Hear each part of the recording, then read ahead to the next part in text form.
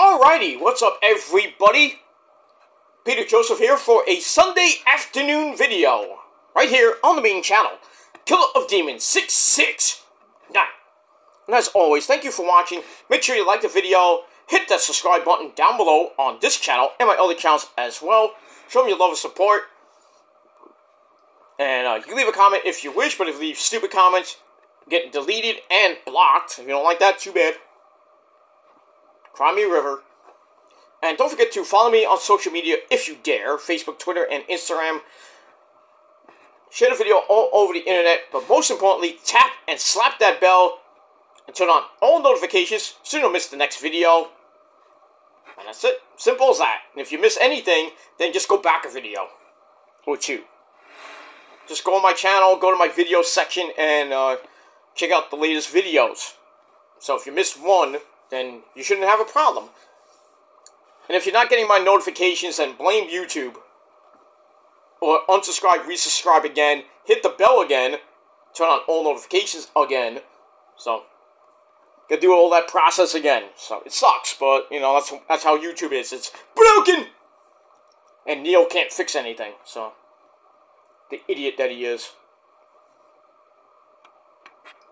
Not that he does anything. We haven't really heard much from Neil, as far as I know.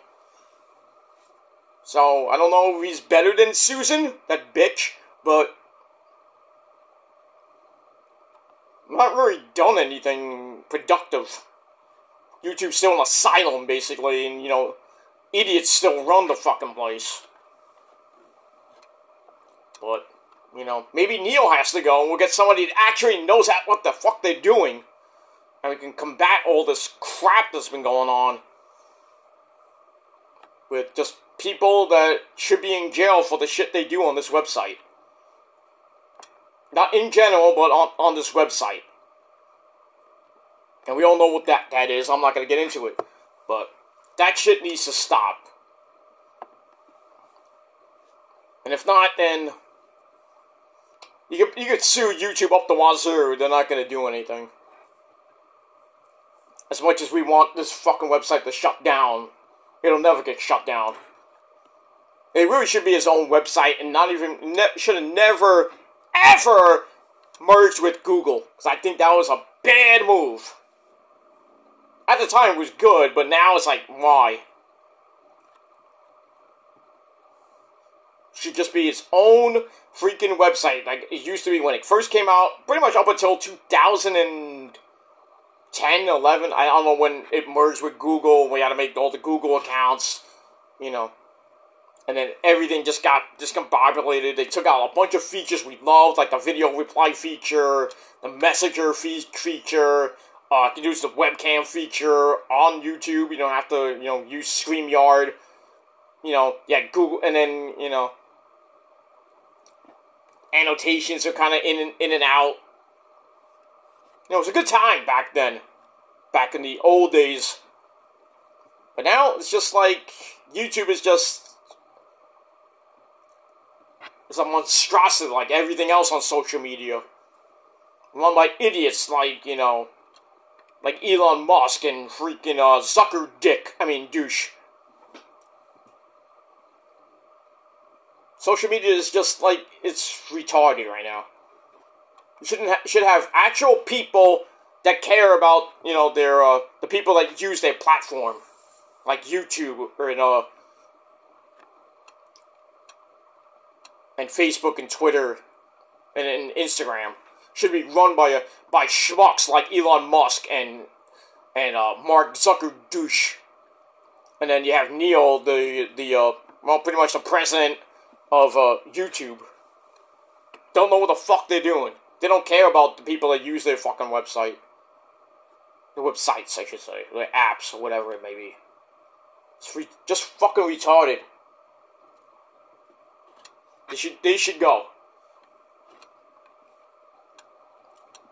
It's like Joe Biden doesn't know what the fuck he's doing for 3.5 years, and pretty much, you know, you got Kamala Harris sitting on her ass doing nothing, and then schmucks in Congress doing nothing, sitting on their fucking hands and asses. It's retarded.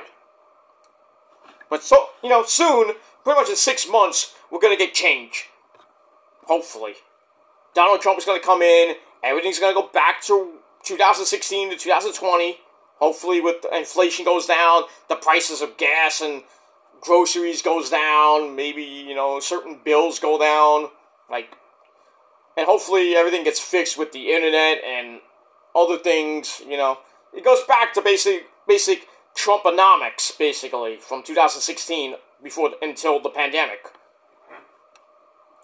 You don't have to worry about the wars going on, because there might be World War III happening if, you know, with Israel and Gaza still happening, and Iran might get involved, because, you know, the United States sticks their fucking nose in things that you shouldn't really be in. And now Iran, possibly Iraq, might do something with Israel and maybe target the United States, which will never, you know, and that's not going to be good. Just what we need, another fucking war. And a world war would be really bad. We might get global nuclear thermal war almost 10 years later. Told you war games meant something. I thought it was going to happen years ago, but, you know, it's going to happen. Global nuclear thermal war, because Iran and Iraq got nukes. So they could just bomb the crap out of the United States. So just what we need, more freaking major cities like New York City, Washington, D.C., Los Angeles, Chicago could be under attack. God forbid. I hope not, but it looks like the signs of the apocalypse are almost happening. We're getting earthquakes here in New York. The bridge in Baltimore got hit and knocked down, and I don't know when that's going to be repaired.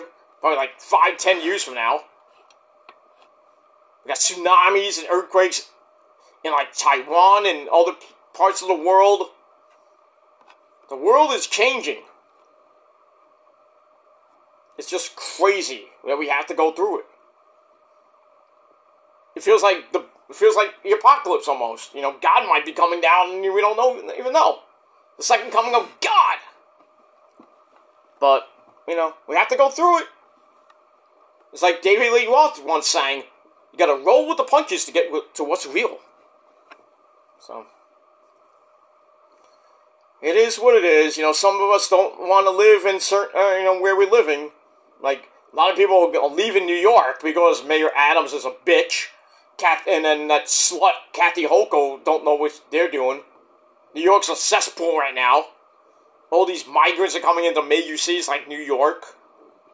And you know, when Trump takes office, hopefully in November, all those migrants are going to go back to Mexico.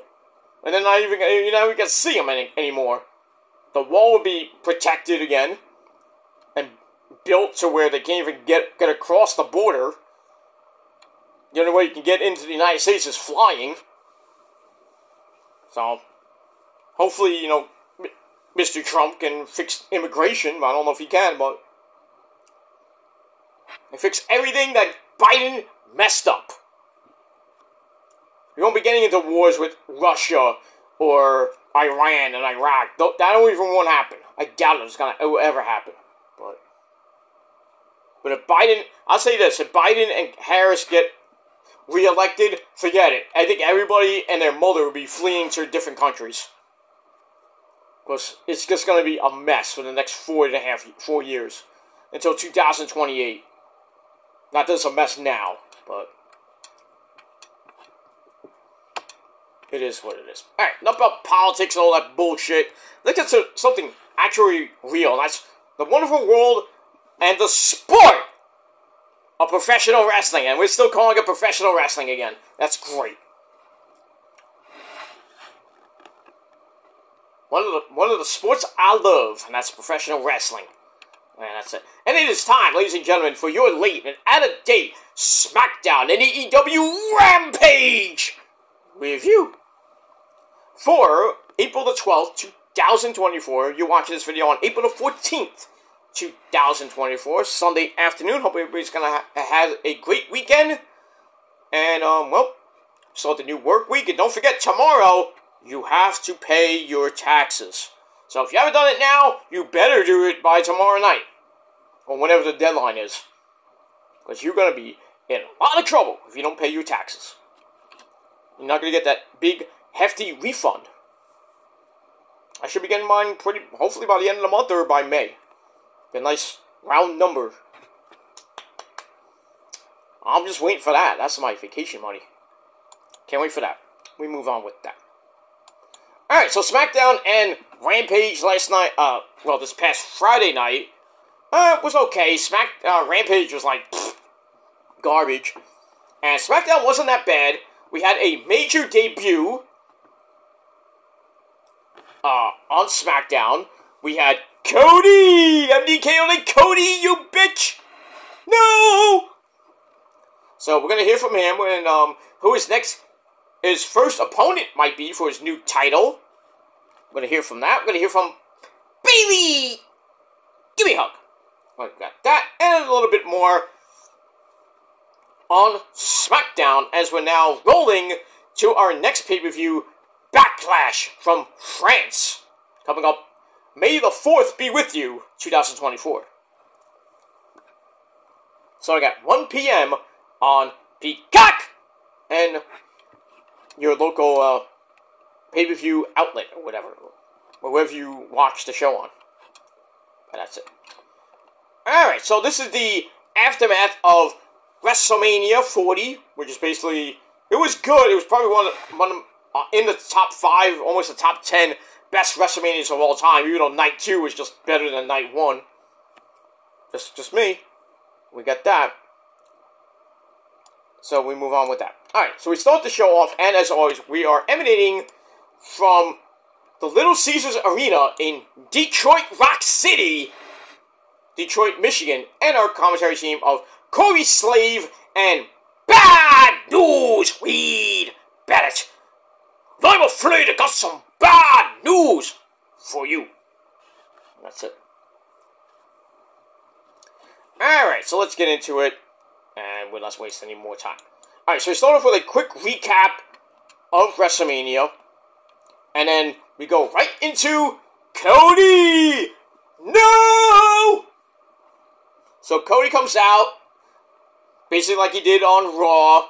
The fans are like, yeah, Cody, no! Just sing this stupid song.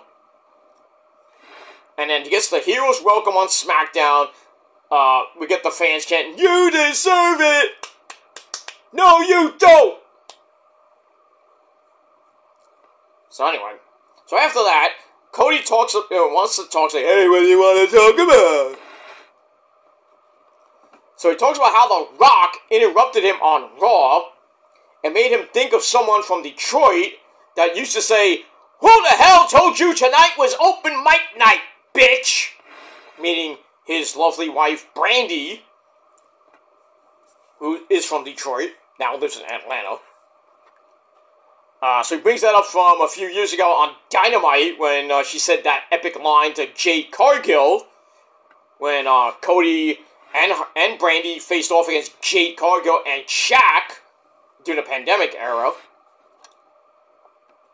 So Cody apologized for swearing. Yeah.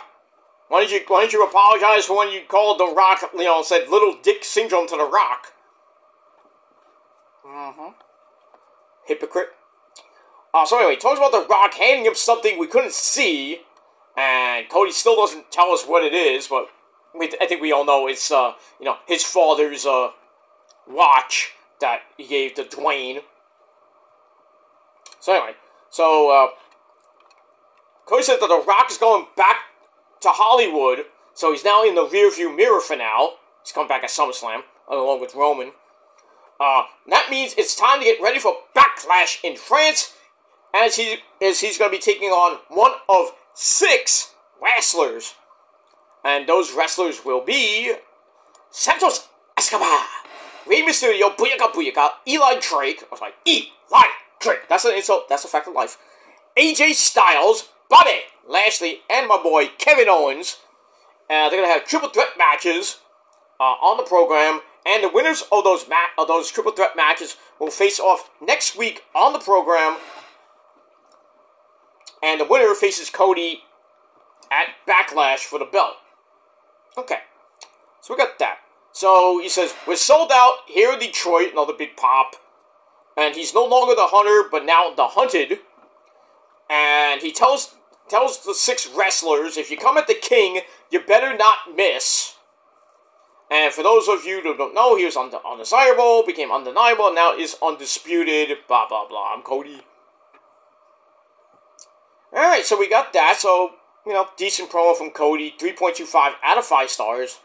And that's it. And we're going to see what happens later on in the show. Who becomes, who goes on to face Cody at Backlash. And who will be the #1 contender after this Friday night's Smackdown. We'll get that. Alright, we move on. After that, we go to the Bloodline. Well, the remnants of the Bloodline. We see Solo Mibuki, Solo Sikoa, Jimmy Uso, and the Wise Man. My name is Paul Heyman. They go to Cody's dressing room. They knock on the door. Kevin Owens sticks his head out. And Solo's like, I'll take care of this. And then Paul says winning and losing matters here. And if you want the locker room back, the title has to come back to the Bloodline. And that's per the orders of our tribal chief, Mr. Roman Reigns. So Solo's like, okay. So we're going to hear from the Bloodline in a little bit. And that's that. Alright, so I give that 3 out of 5 stars. Alright, then we get a video for Sheamus Fella! He's coming back pretty soon. Don't know when. Don't know where. But he will be in the draft coming up on April the 26th and the 29th. So we got that. Alright, then we go to our first triple threat match. To see who faces the winner of the second match next week on the program. And then the winner of that faces Cody at Backlash. So we have Eli Drake, Santos Escobar, and Bobby Lashley. So we get that. But before we get to the match, we see a clip of Legado saying they didn't attack Dragon Lee last week. So then we get to the match. We get a big brawl to start. Bobby takes over, and then him and Eli go to the outside, and then Santos with a big flippy doo on the both of them as we go to break a minute into the match, which I hate. And then come back. Lashley's cleaning house, and so Eli knocks him to the floor. Eli takes over on Santos, and then Legado come out. This was a no DQ match, doing it in a triple threat or fatal 4-way. They hit a Shield-style triple power bomb on Eli, and then Lashley comes back in, but he gets a 3-on-1 beatdown, and then the Street Profits, Angelo Dawkins and Montez Ford, and B-Fab, they all come out, and B-Fab knocks the crap out of Elektra, and then they all brawl to the back, and then we still got a match going on, so after everybody leaves, Eli hits Santos with the BFT. 1, 2, 3. Eli Drake goes on to face the winner of the second triple threat match next week on the program. And we got that. So, match is okay. 2.5 out of 5 stars. 8.5 minute match. And that's it. Alright, then we hear from the LWO. Rey Mysterio. Booyaka, booyaka. We see Dragon Lee next to Gordito, who spits in the face of people who don't want to be cool. We have Raul Mendoza and Joaquin Wilde. And the beautiful, vivacious, hot Sabina Vega. So they all talk about that they didn't attack Dragon Lee. Only Dragon Lee knows who attacked him. I still think it's Carlito. But we got that. So Ray says, I've done a lot in recent years. And I still think I have one more WWE Championship run left in me. So we'll see what happens with that. Well, it's a pretty decent promo. 2.5 out of 5 stars, and that's it. Then we go to your segment of the night, ladies and gentlemen, and we go to the Bloodline. So Solo, Jimmy, and the Wise Man, they come out. The Wise Man says his usual thing. My name is Paul Heyman. Ladies and gentlemen. Like that. He said, things went badly at WrestleMania. Jimmy lost to Jay. Solo got knocked out by Cena. Rock got destroyed by the GOAT of all ghosts, The Undertaker. And then Roman lost to Cody.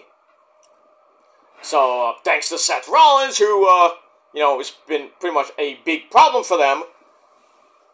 Paul says Rollins came in, distracted Roman, who gave in to temptation, and instead of hitting Cody with the chair, he hit Seth Rollins to get revenge on what happened 10 years ago, when Rollins turned heel on the Shield, and went with the Adata. So we got that. So Cody, so went after Rollins, so Cody was focused, could end everything. So he's like, Roman wasn't focused. I mean, at 39, he was focused. Cody was like, oh, you know, he had his head on the swivel because of Jay and Jimmy. And then Solo debuted. Well, came in at WrestleMania and knocked Cody out. That's it. So he's like, Cody is now the champ, but like a rising phoenix from the ashes. And then Solo cuts him off. And Paul's like, what? So Solo says, losses matter, so there are consequences to losing, right? Heyman's like, yeah. So Solo says, consequences need change. So Heyman's like, uh-oh. So we all thought that Solo was going to beat up the wise man, but Solo moves him aside, looks at Jimmy, and Jimmy's like, oh, you want to fight me? Really? I'm your brother. So Solo kind of, like, slowly begins to hug him, whispers in his ear, I love you, and then he steps aside, and then Tama Tonga debuts, and jumps Jimmy from behind. They beat the crap out of him, and Tama starts posing, doing this, and then Solo pulls Heyman over to them. And he's like, no, please, no, I'm just an advocate. I'm just a wise man. So, so they do the one pose. Heyman reluctantly has to do it. And then he stops and he pulls his phone out. And he tries to call Roman, but Solo sees it, knocks the phone out of his hand, and it stomps on the phone, breaking it. Like Paul doesn't care because he's got like 500 phones to call Roman with. So after that, Heyman's like in shock.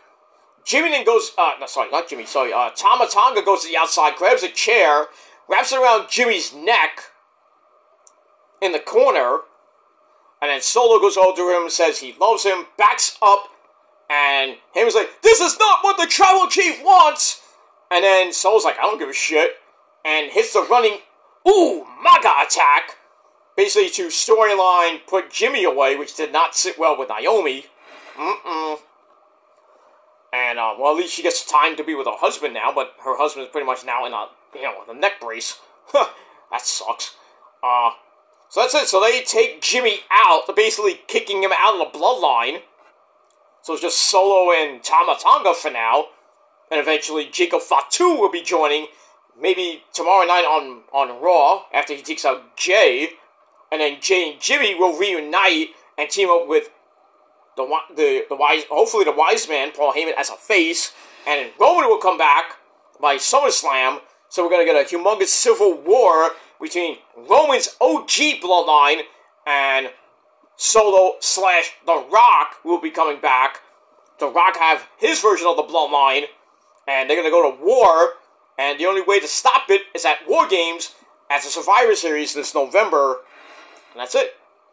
And then it'll end I think the entire Bloodline storyline will finally end when Roman faces The Rock at WrestleMania, possibly on night number 2. I still think we're going to see Rock versus Cody for the belt, and the winner will probably face Roman on night 2. That's what I could see that happening. I could see Roman winning the Royal Rumble in 2025. It has to happen, because it makes no sense if Roman versus Rock is just a one-on-one match. They don't do Cody getting his revenge on The Rock for Rock pinning him. So I think Cody will still be involved in the Bloodline situation, but it'll take a little, to go on, meander a little bit. Go on detours, and then eventually we'll come right back to Cody. And Rock, with his version of the Bloodline, will try to take Cody out, get the belt back for his version of the Bloodline, and then Roman's back's like, I want my belt back, and then we could probably get that match at WrestleMania 41. So there is a chance. I don't think it's like a big chance, like an 80% chance Roman will be in the Rumble and win. But I think Roman could be in the Rumble, probably coming at between number 25 and number 30, win the Rumble, face off, or maybe win the Elimination Chamber, wherever that might be next year, and wins one of those two matches, and then faces The Rock at WrestleMania Night 1 or 2 for the belt. Not that Rock and Roman need the belt, but I think we'll finally get Rock versus Roman, and Rock's gonna get his butt handed to him, and he's gonna go back to Hollywood again, and never come back. And Roman will keep going to whatever he has to do to get that belt back and become a tribal chief once again. He's still a tribal chief, but getting the belt back would be nice. So it ended at 13-16, and I think next year he'll start another reign. How long? I don't know. But, I think they're going to try to experiment with Cody as the face of WWE with the Undisputed title, and have Damian Priest be the face of Raw. So Cody will be going to SmackDown in the draft. And then, he'll start facing everybody on SmackDown, like Braun Breaker, maybe. Maybe guys like, Ilya Dragunov? I don't know, we'll see. But that's what I think is going to go. And then eventually, like I mentioned, we could get Cody versus The Rock at SummerSlam. Rock gets screwed over by Roman coming back. And then, from there, the Civil War storyline begins with Rock's bloodline versus Roman's bloodline, and then that leads to Survivor Series War Games, which War Games should be its own event in December. Saying there, Paul Levesque, just bring back Survivor Series, bring back the the old school Survivor Series teams elimination matches, and then you have December's pay-per-view be War Games. You have the men and the women's War Games match, and then you have filler matches after that. You don't need to have just Survivor Series be War Games with, a couple matches here and there. And the War Games matches last like 60 minutes anyway. So that's 2 hours right there, and then you're going to have maybe 3-4 matches after that.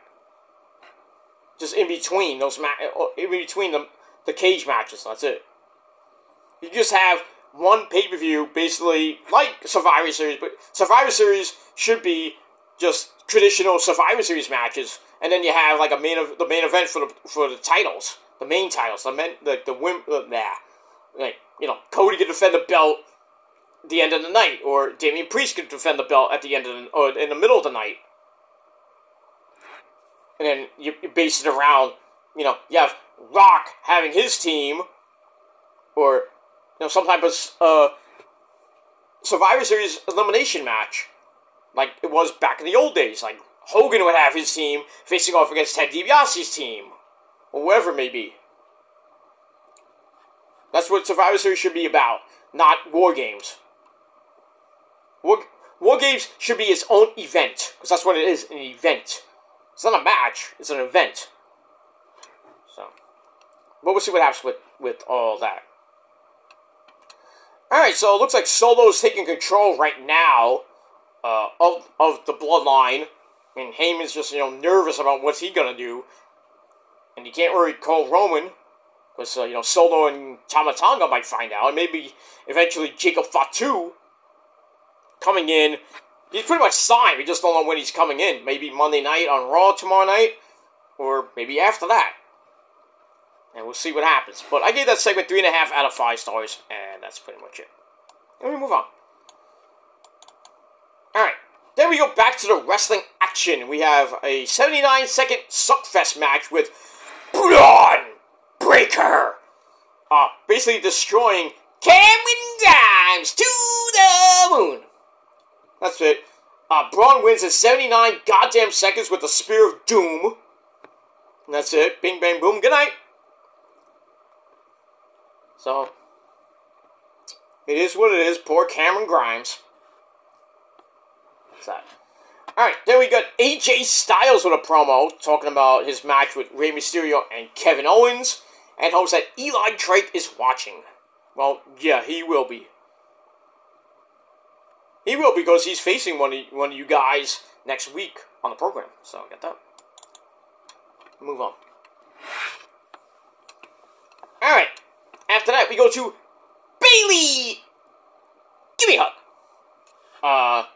For a chat. And the only reason I like Bayley, I hate her because she beat my girl Io.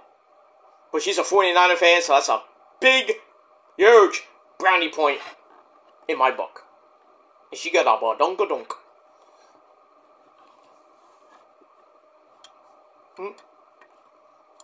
Bayley can get it. She definitely can get it.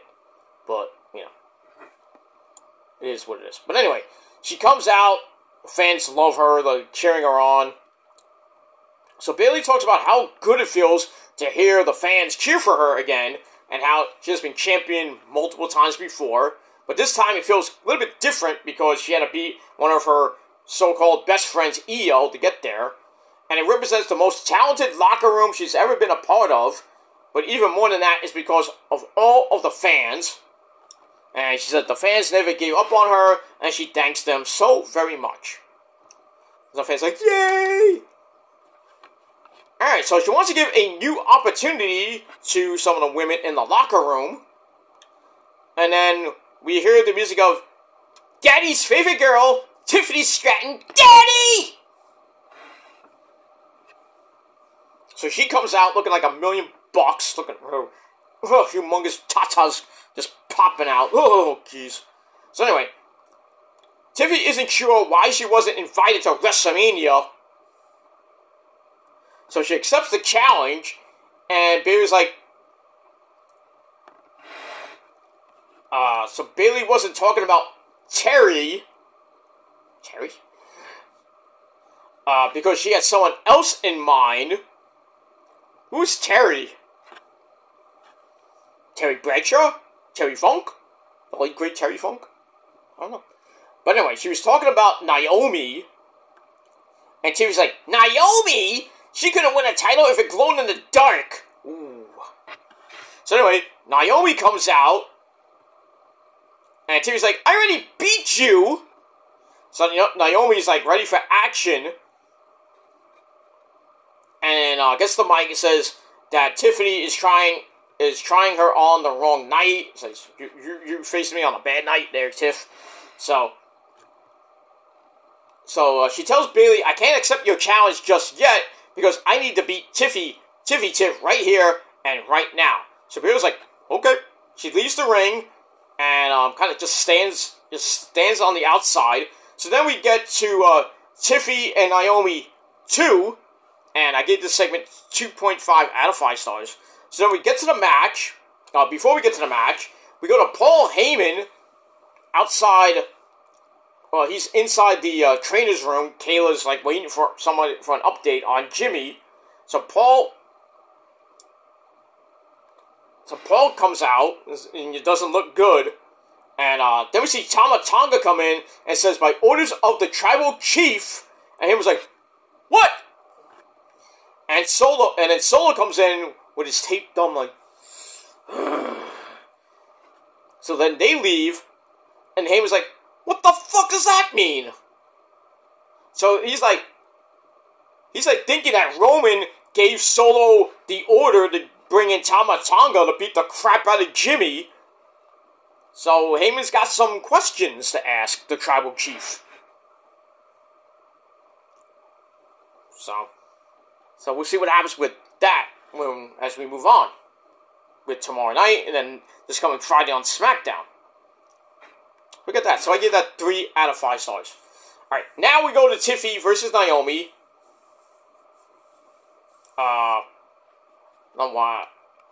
Bayley at ringside. Jordan in progress. Naomi runs the ropes, gets knocked down. Tiffy takes her into the corner for some shots to the ribs. Naomi hits a knee to face.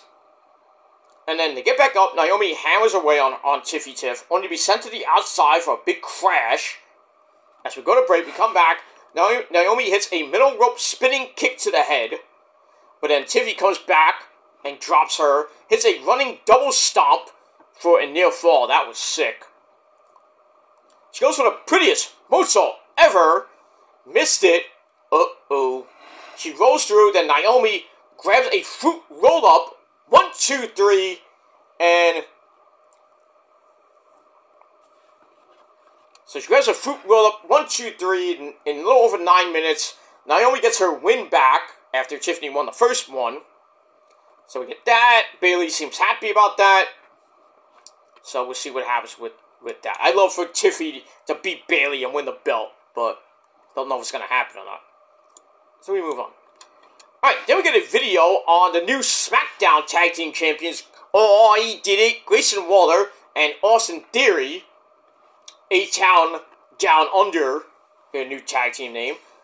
They brag about winning the belts at WrestleMania in that 6-way ladder match where we saw Awesome Truth win the Raw Tag Team belts.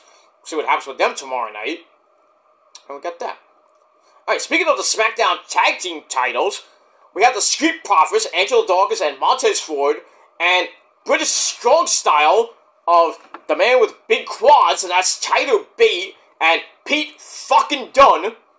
They're watching the video, and then Nicholas Aldis, the GM of SmackDown, says, we're going to find the next challengers next week. So, looks like they're going to be fighting next week to see who faces Grayson and Theory at Backlash for the SmackDown Tag Team belts. So we got that.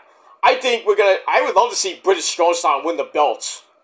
Or really the Street Profits. Both of them they can win. But I don't know if they're going to let Grayson and Theory hold it for a little bit. Or they're just going to be like a transitional champion. Champions, I should say. So we have that. So we got that. Let me move on. Alright, then we get a video. I give that 2.25 out of 5 stars. Then we get a video on still your United States champion, Logan Paul, bragging about beating a legend in Randy Orton. His monotonous voice! Well, Randy is a legend, and he's a legend killer. And a dunce in Kevin Owens, you son of a bitch. And he says it was the biggest WrestleMania ever, and that's because of him. Bullshit! You got lucky because of your little schmuck friend I Show Speed, who got his neck broken, basically, from Randy Orton. You're doing this. You're not, first of all, you're not Scott Steiner. I mean, not Rick Steiner, you're not Braun Breaker. You're just a schmuck hanging out with a bigger schmuck like Logan Paul. And you got your ass handed to you by one of the greats, Randy Orton, and you got a nice old fat Gilmore cutter. Bang! For your troubles. So next time, don't mess with a man that does the Gilmore cutter almost as better than me. Thank you very much. That's all I gotta say about that. So, Logan Paul, you could have 7,000 friends that fucking suck your dick and your little tiny pecker. Because you ain't shit, Logan Paul. Your brother ain't either. And I hope Jake Paul gets knocked the fuck out by Mike Tyson. Whenever that fight is. I want Mike Tyson to knock him the fuck out. But you know that fight's gonna be rigged, and Jake Paul will somehow beat Mike Tyson. That'll be the worst fucking fight in the history of fights. It's like worse than Jake Paul beating Floyd Mayweather. I'm like, what? Really? Like, seriously? Come on. Jake Paul's a pussy. I could beat his ass if I wanted to. I hit him right square in the fucking nuts. And then drop him with a Gilmore cutter. And then leave. I don't care if his handlers trying to come after me. I got my own handlers. Okay, I have Roman in my corner. Roman, The Undertaker, and a whole bunch of other people that fucking hate these guys. I have the National Guard in my corner. And his friends and his handlers trying to come at me. Don't freaking get knocked the fuck out. So, fuck you, Logan Paul. Fuck your stupid brother, Jake Paul. And fuck all your little social media friends that you have. They worship you and suck your cock. Your tiny peckers. That's what you have. Fuck both of you. And anybody that likes both of those schmucks, fuck you too. And that's that. Let me move on. Alright, so we'll see what happens with Logan Paul. I hope he loses that belt. I hope he loses it in his hometown of Cleveland, Ohio, at SummerSlam. I don't want him to hold that belt one day longer. He's not a great wrestler. I mean, he does some good moves here and there, but still, he's boring. His promos suck. Social media idiot. That's what he is. His brother is a schmuck too. But we move on. Alright, there we go to your second bathroom break match of the night. Basically 82 seconds women's tag team match. We had Chelsea Green in action, teaming up with her former tag team champion partner, Doudrop, otherwise known as Piper Niven. She's back from her little hiatus/injury. They take on the team of Bianca Belair. She's Bianca Belair. She's playing sort of hair. That's actually her hair. She's Bianca Belair. And she teams up with the Storm, Jade Cargill. Interesting tag team. A lot of people want them to beat the Kabuki Warriors. I mean, my first and second wife, Asuka and Kairi Sane, to become the champs, and then eventually they return on each other, and then we'll probably see Jade versus Bianca at SummerSlam. Still can see that, but we'll see. I'd like to see Jade versus Mommy Rhea Ripley for the belt, or without the belt. We might get that at Mania, but we'll see. I still think we're going to eventually see Charlotte come back, and either it's going to be Jade or Charlotte winning the belt. So I think Jade might stay on... Well, she's already signed to Smackdown, but now the draft's happening. She can just oh, you're not on Smackdown anymore, you're going to Raw. But then again, she could stay on SmackDown, beat Bayley, or beat some heel, whoever wins the belt from Bayley, whether it be Io or Kairi or Asuka at this point. I don't know who else. Unless Bianca turns heel, beats Bayley, and then we see Jade versus Bianca at SummerSlam. Jade wins the belt and holds it for a year. And then we'll see what happens with that. But I think when Charlotte comes back, which could be soon, I think she'll be the one to dethrone Mommy Rhea Ripley and win her 15th women's title. Because I don't think it's going to be Liv Morgan at Backlash. Because that's where they're going with. That Liv and Rhea will kind of feud over the belt at Backlash. Mommy will continue her long one-year reign as champ. And then will probably lose to either Jade, if she goes over to Raw, or Charlotte Flair, who most likely will stay on Raw. Will come over from SmackDown. She's on SmackDown anyway. So, we'll see what happens with that. Anyway, Jade and Bianca worked well as a team. They beat the crap out of Chelsea Green, who gets hit with Jaded once again. Bing, bang, boom, good night. And that's it. So I gave it 2 out of 5 stars. And that's it. Alright, so we're about to get ready for the main event of SmackDown. A triple threat match with Kevin Owens, AJ Styles, and Rey Mysterio. So we see Kevin going to the ring, but as he's going to the ring, he passes by a merch table where we see a replica Detroit Tigers WWE belt. So he takes the belt, puts it on, I'm the champ. And then he shows over a bunch of CM Punk shirts. Interesting. And then talks about how he's going to win. And also the Dom Dom sucks. I'm really, come on. Leave Dom alone, will ya? Dominic Gargano, ese. Yeah. It is what it is. Why is he starting a fight with my son, ese pero? I don't know, Eddie. I don't know. Kev's just weird sometimes there, Eddie. I don't know. Well, tell that Pendejo to stop messing with my son. My son's gonna kick his ass. If I was alive today, I would kick his ass too, because he's a pendejo, like his former dad, Rey Mysterio. He's a pendejo too. I know. Calm down. That's what he is. That's what he is. But Kevin's not a pendejo. He's just a wild and crazy guy. And we move on. Alright, so he goes to the ring. I was just waiting for him to, like, not take the belt. It's like, I don't need a belt! I'm the champion of the universe! Like, when he did that epic Mount Rushmore promo with Adam Cole, baby, and the Young Bucks back in 2016, I believe. That was epic. I still have the tapes. I still have all those tapes of Mount Rushmore version 1 and 2. And when Roddy came into the group. After, pretty much Kev went to WWE and left. It was just Adam Cole, the Bucks, and then Roddy came in as Super Dragon.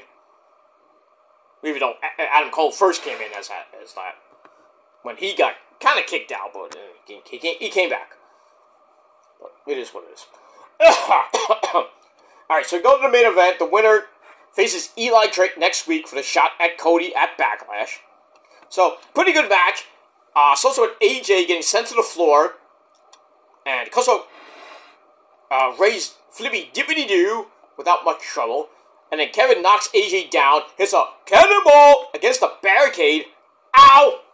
And then Ray drops Kev, and we go to break. We come back. AJ flips Ray into a tornado DDT on Kevin. That was pretty damn nice transition. But then he's able to block the 619. Kevin comes back in, and AJ is sent to the outside, leaving Kevin to hit the swinging superplex of doom on Ray. And then everybody's back in. Kevin German suplexes both of them at once. Ow. For a really nasty landing. And all three men are down for a triple down. Ray tries a 619 on AJ, but Kev breaks it up. Hits the stunner. Sends Ray to the outside. And goes up top. Tries to go for the Swanton Bomb. I think on AJ. And then AJ got his knees up. Ray then goes up with AJ. And then AJ hits a Super Styles Clash, which I haven't seen since the TNA days. And pretty much a little bit of Ring of Honor. So he hits that onto Kevin Owens, who is knocked down after the Swanton on the knees. So he gets that. And AJ goes for the cover. 1, 2, 3. AJ Styles will get his rematch from WrestleMania against Eli Drake next week. And the winner of that match faces Cody at Backlash for the belt. This match was pretty damn good. And they gave it 3.25 out of 5 stars. So, like I said, this Friday night on Smackdown, Eli Drake versus AJ Styles 2. And the winner will go to Backlash. So, I think AJ should win. Because I know he says he might want to retire pretty soon. And I don't think he's going to get the belt again before that. But the way he looked at this match is like, oh, what retirement? He looked great in this match. He was like running the ropes pretty good. Like he was like a 20-year-old almost. He looked great. And using a Super Styles Clash for the first time in a long time. We get that. So we move on. So 3.25 out of 5 stars for that. And then after the match, to end the show, Eli comes out and they have a big stare down, cursing each other out. That's it. Alright, so that ends Smackdown. And Smackdown was pretty good. I gave it a solid 7 out of 10 stars. And that's pretty much it. Alright. Okay, so after that, we're going to go to Rampage. Rampage wasn't really anything to write home about. But we had that. I'm just going to give my quick thoughts about that. We started off with Orange Cassidy taking on Alex Reynolds of the Dark Order. And we had Excalibur, Tony Baloney, and Chris Jericho on commentary. Once again from the Charleston Coliseum in Charleston, West Virginia. Alright, so we started off with freshly squeezed orange juice, Orange Cassidy, against Alex Reynolds of the Dark Order with Johnny Hungy at ringside, who got involved, hit a bling buster on the floor.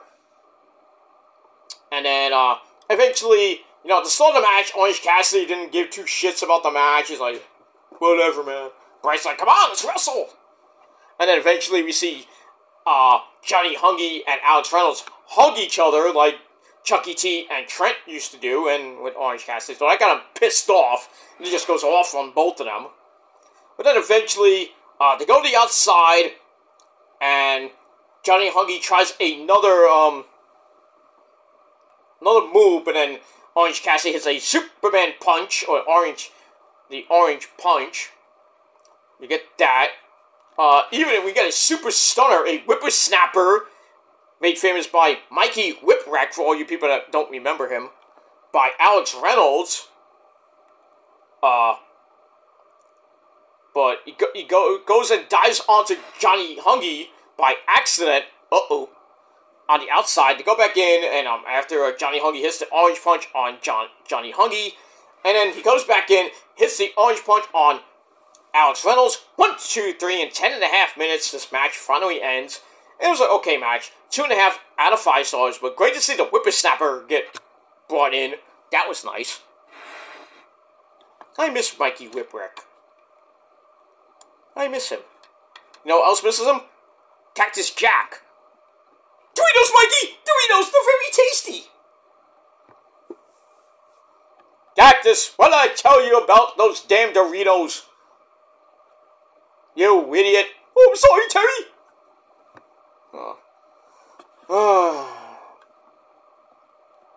Mikey, he likes it. So we get that.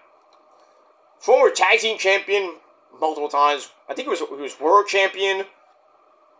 I don't think he was ever TV champion, but that man, Mikey Whipwreck, was like a little bitty punk back in the day.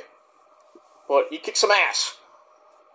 He's still, you know, running a school now, I think. You know, I think he's retired from the ring, but still, good old Mikey Whipwreck. You gotta love it. And you move on. What theme did he use in ECW? Oh, that's right. He used, Keep Them Separated, Come Out and Play by a certain band you might know and love, The Offspring. Great song. Alright, after the match, Renee Paquette comes in, asks Orange Cassidy about what happened with Trent Beretta on, about a week or so ago on Dynamite when he turned on him.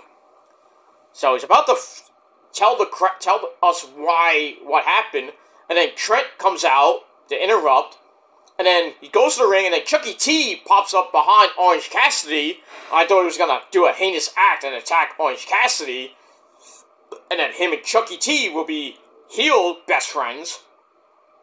But then Chucky T goes right past Orange Cassidy and scares Beretta off, and then he kind of like goes back to Orange Cassidy, but he leaves the ringside area instead of just standing right next to Orange Cassidy. So Cassidy's like, I don't know, whatever.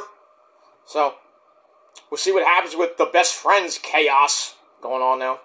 And we got that. So like I said, 2.5 out of 5 stars for the match, and we move on. Alright, then we go to the back with Lexi Nair and her special guest, the woman with a fat ass and a mean attitude. And that's Anna Jay, who lost to my girl, Mina Shirakawa.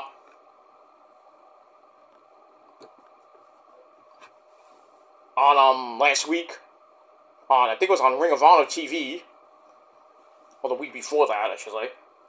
So she's been having problems with Mariah May. She lost to Mariah May, on Dynamite. And then, after Anna Jay locked in Queenslayer, Mina comes out to save her Club Venus partner, and then they kiss, which made every man happy. But get that. So Anna wants this place to be more serious, because she's like the only person being serious, talking about, you know, people kissing everybody, and, you know, just weird things happening in AEW. I guess she was kind of referring to the stupid footage that the Bucks showed, and them acting like complete babies, like Tony Khan too, something like that.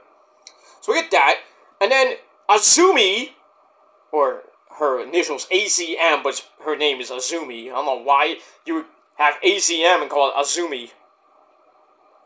So anyway, she's from Stardom, by the way. She fought Mina a lot, along with Julia.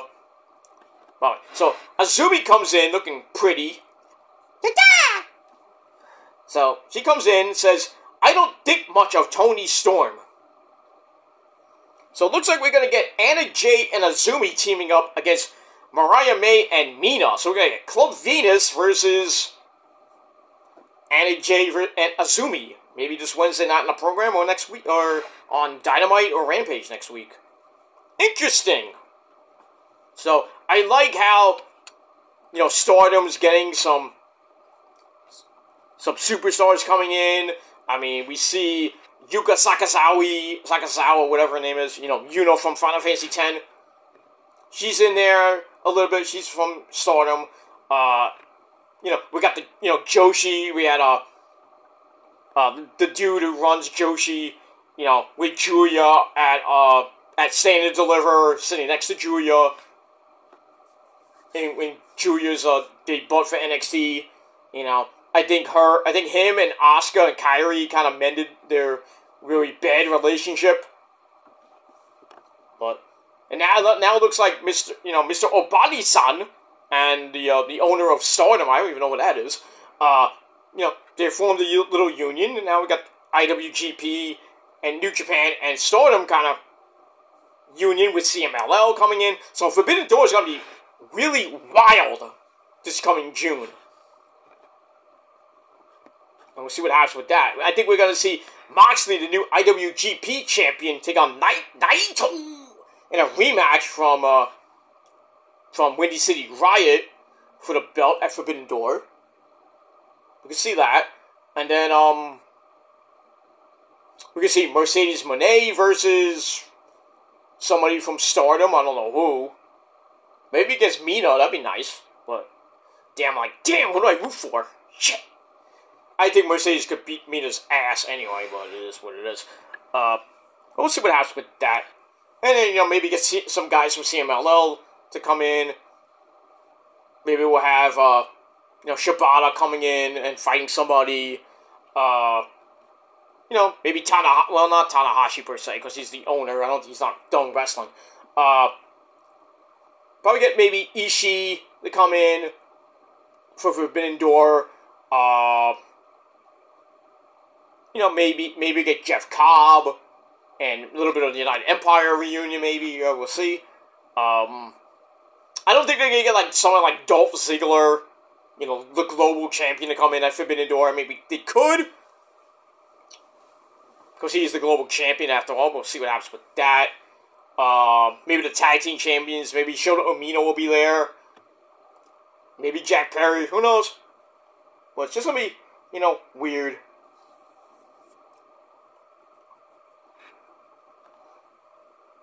But, you know, Forbidden Door is going to be pretty damn good. And it's going to be in Long Island, New York, at the Nassau Mausoleum. So, you know, that's going to sell out.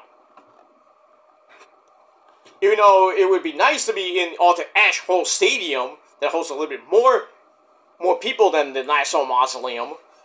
But I think the Nassau Mausoleum holds like about 15 to 20, 18,000. Not like Madison Square Garden, it's like definitely 18. Well, for a hockey event like the Rangers, they get 18,200 people there for a sellout. But a wrestling event usually does a little bit more than 18, I think. Maybe around 20,000-ish. But, you know.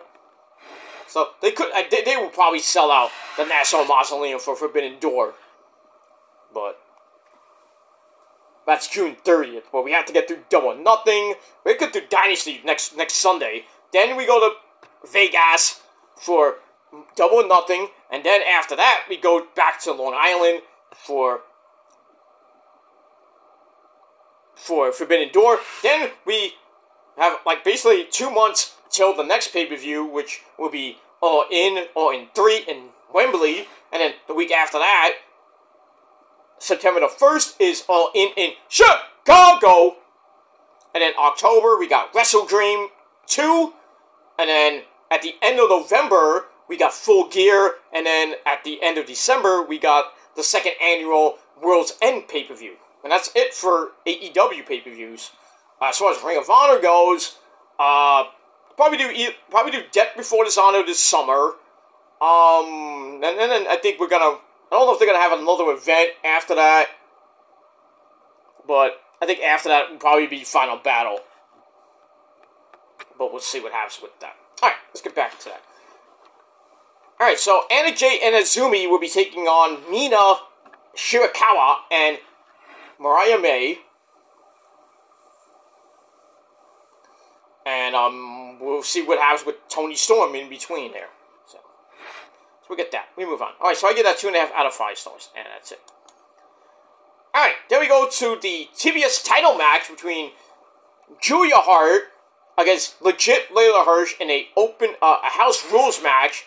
And, excuse me, Layla picked the stipulation that Brody King cannot be at ringside. That was a pretty good match. Julia wins with an inside cradle, because near the end of the match, it looks like she legit, no pun intended with legit Layla Hirsch, she legit hurt her shoulder, which is she's had problems with, and they kind of went with a rushed finish. And I think like Paul Turner was like looking at Julia, and Julia's like, my shoulder, and then she kind of baited Layla Hirsch in, and she just like she grabs her, and they do the inside cradle finisher to end the match. I thought that was corny. But anyway, Julia Hart gets the win and retains the belt in 3 minutes and 14 seconds. I gave the match 2 out of 5 stars. But reports are saying that Julia is not seriously hurt. She will be continue on as the champ. She will be on Wednesday Night Dynamite this week to team up with I believe she's teaming up with Brody King to take on Will Nightingale. And hey kids, it's Edge, and that's it in a mixed tag team match. So we'll see what happens with that, and we move on with that. Alright, then we got Don Callis, along with Powerhouse Will Hobbs, and Mr. Kyle Fletcher, the Ring of Honor television champion. So Don doesn't really give two craps if the family beats Bryan Danielson and Claudio Castagnoli on Collision, which they did not. There's a spoiler.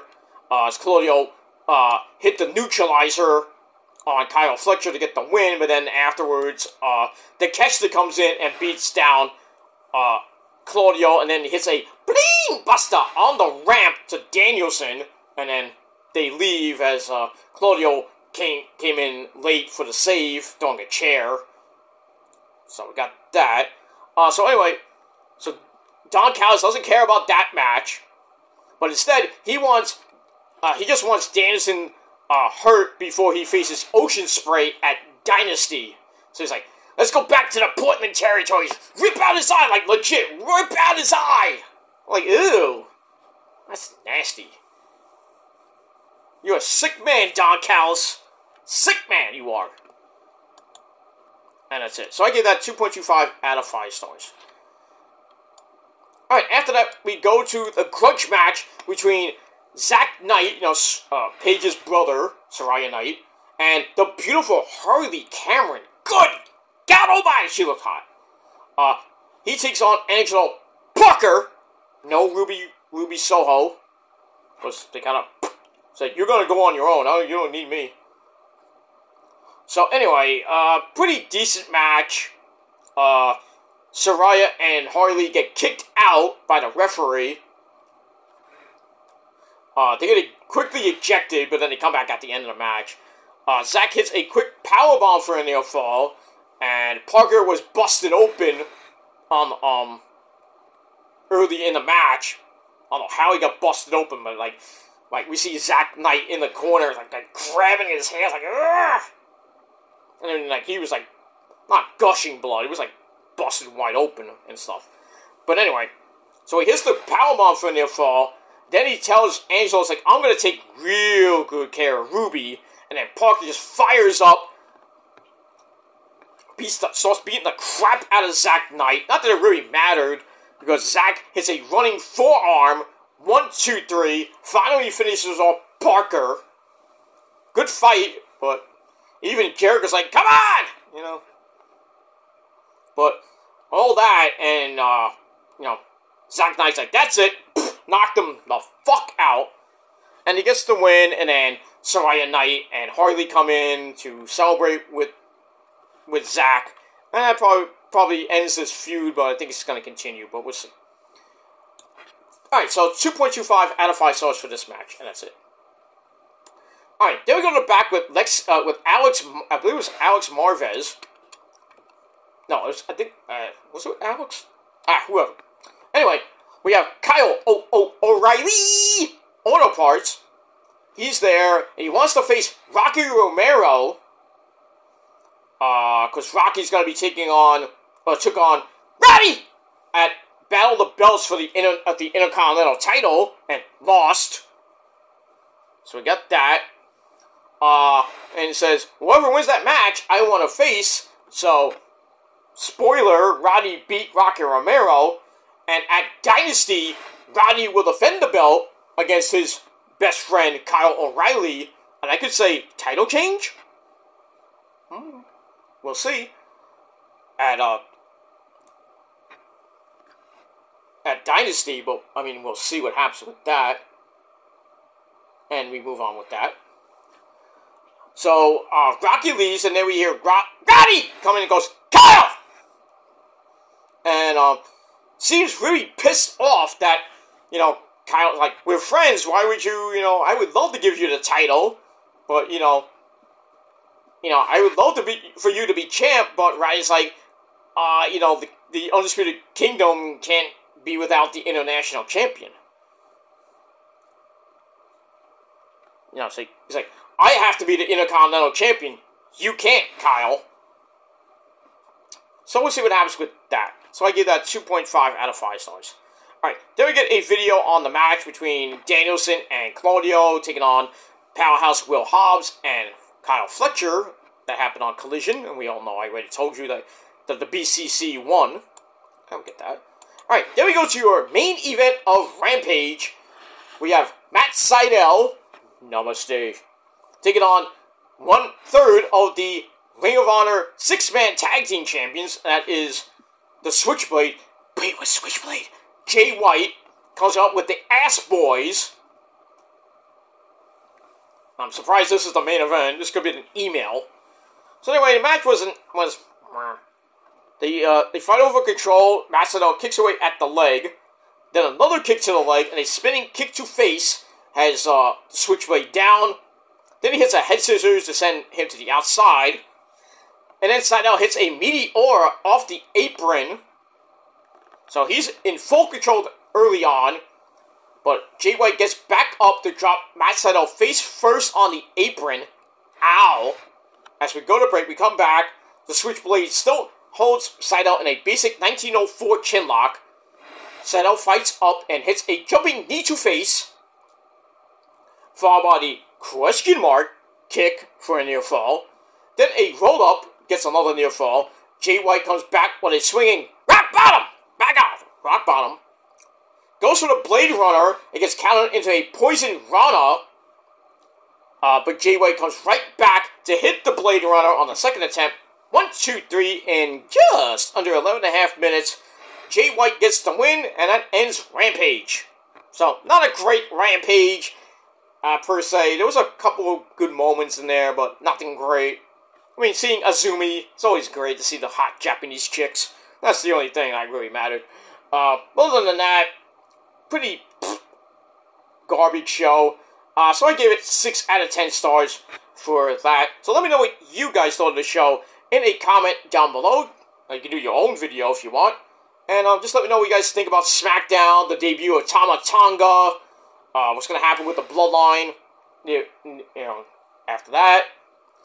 Don't forget we got Eli Drake and AJ 2 this Friday night on SmackDown. We'll see what happens with, you know, the new Bloodline with Solo, Jimmy, and Solo and Tama Tonga and the Wise Man on this coming Friday night on SmackDown. See if Jimmy has a response to that. And, yeah, we'll see what... we'll see what happens with that. And, we'll move on from there. Alright, so, once again, 7 out of 10 stars for Smackdown, 6 out of 10 stars for Rampage, and that's it. Let me know your thoughts down below, and that's pretty much it. Don't forget to subscribe to my channels. All the channels are down below in the gobbledygook. Follow me on social media, Facebook, Twitter, and Instagram. And don't forget to share the video all over the internet. But most importantly, please tap and slap that bell and turn on all notifications so you don't miss the next video. Because if you do, well, you missed it. And that's pretty much it. Alright guys, I gotta go to Sunday dinner with the missus and the family. So I'm gonna be out of here. So I will be back later tonight, probably in a few hours from now, with my Collision and Battle of the Belts review right here on the channel. So stay tuned for that. And that's it for your Sunday night. Your 2 for Sunday will commence later tonight right here on the channel. And then we'll get you ready for Monday Night Raw tomorrow night on the USA Network. And it should be a good show. And we'll see what happens with that on the April 15th edition of Smackdown of Raw. And don't forget, ladies and gentlemen, if you haven't paid your taxes now, you better do it now, because you don't want to do it, at the deadline and you don't get it in, and then you're in big trouble with the IRS. You could go to jail. But fortunately, I did that months ago. I paid my taxes months ago. I get my taxes get done pretty much in February. February, early March, and I'm done. Because I have a great accountant. But we move on with that. So please do your taxes if you haven't done them already. Get them in already, so you don't have you have a wait, and you have get in big trouble with the government and the IRS, and then you're fucked. And that's it. So have a great rest of your weekend. I'm out of here. Thanks for watching. Until later tonight with my Collision and Battle of the Belts review, I'm Peter Joseph signing off. Peace out, rock on, and rock hard with your cookoot. And if you're not down with that, well, that's just too goddamn bad. Because that's pretty much it. If you're not down with that, we got 3 words for you. Fuck you, man! That's it. Till next time. Peace.